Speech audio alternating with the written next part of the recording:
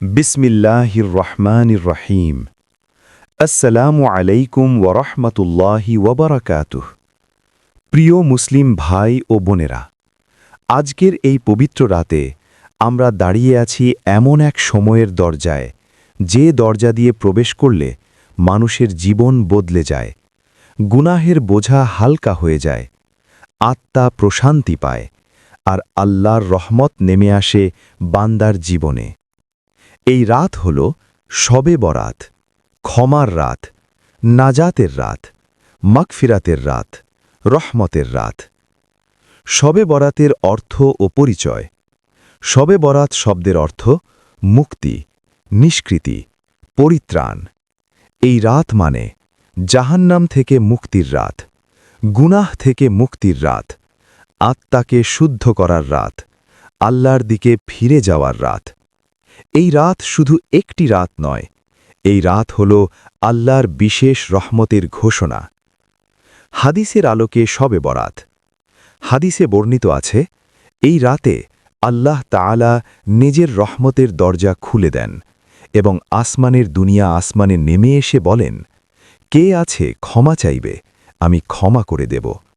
কে আছে রিজিক চাইবে, আমি রিজিক দেব। কে আছে বিপদ থেকে মুক্তি চাইবে, আমি তাকে মুক্তি দেব। সারা রাত এই ঘোষণা চলতে থাকে। আমাদের জীবনের বাস্তব চিত্র। আজ আমরা নামাজে অলস, কুরআনে উদাসীন, হারাম সহজ, হালাল কঠিন, দোয়া কম, গুনাহ বেশি। আমরা সবাই গুনাহগার, কেউই নিষ্পাপ নই। কিন্তু আল্লাহ বলেন, তোমরা আমার দিকে ফিরে আসো, আমি তোমাদের ক্ষমা করে দেব। শবে বরাত সেই ফিরে আসার রাত। তওবার গুরুত্ব। এই রাতের সবচেয়ে বড় আমল হল তওবা। তওবা মানে শুধু মুখে বলা না, তওবা মানে গুনাহ ছেড়ে দেওয়ার সিদ্ধান্ত, হারাম ছাড়ার সিদ্ধান্ত, নামাজ ঠিক করার নিয়ত, জীবন বদলানোর ওয়াদা। এই রাত তোমার জীবনের টার্নিং পয়েন্ট হতে পারে। নফল নামাজের গুরুত্ব। এই রাতে নফল নামাজ পড়ো, যত পারো পড়ো, অল্প হলেও নিয়মিত পড়ো। সিজদায় গিয়ে বলো, ইয়া আল্লাহ, আমি দুর্বল, আমি গুনাহগার, আমাকে শক্ত করো। কোরআনের সাথে সম্পর্ক।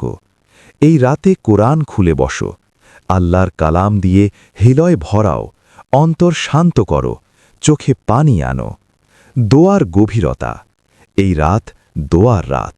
নিজের জন্য দোয়া করো, মা বাবার জন্য দোয়া করো, পরিবারের জন্য দোয়া করো, উম্মার জন্য দোয়া করো, মৃতদের জন্য দোয়া করো। জিকিরের শক্তি। দুরুদ শরীফ পড়ো, কালিমা পড়ো, তাসবিহ পড়ো, আল্লাহর নাম নিয়ে রাত কাটাও। ভুল ধারণা ও বিদআত। শবে বরাত মানে আতশবাজি না, শবে বরাত মানে উৎসব না, শবে বরাত মানে শুধু খাবার না, শবে বরাত মানে অনুষ্ঠান না, শবে বরাত মানে ইবাদত। আত্মসমালোচনা অংশ। আমরা কতবার আল্লাহকে ভুলে গেছি, কতবার গুনাহ করে বলেছি পরে তাওবা করব, কিন্তু পরে আর করা হয়নি।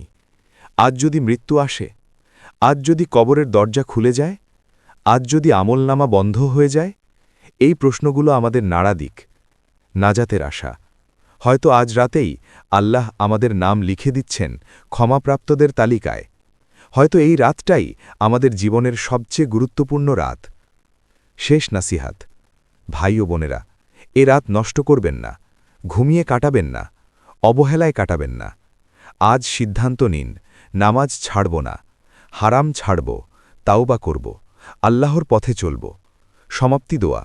হে আল্লাহ, আমাদের গুনাহগুলো ক্ষমা করে দাও, আমাদের অন্তরকে পবিত্র করো, আমাদের চোখের পানিকে কবুল করো, আমাদের জীবনকে হেদায়েতের আলোয় ভরে দাও, আমাদের মৃত্যু দাও ঈমানের সাথে, আমাদের কবরকে জান্নাতুল ফিরদৌস দান করো। আমিন, আমিন, আমিন।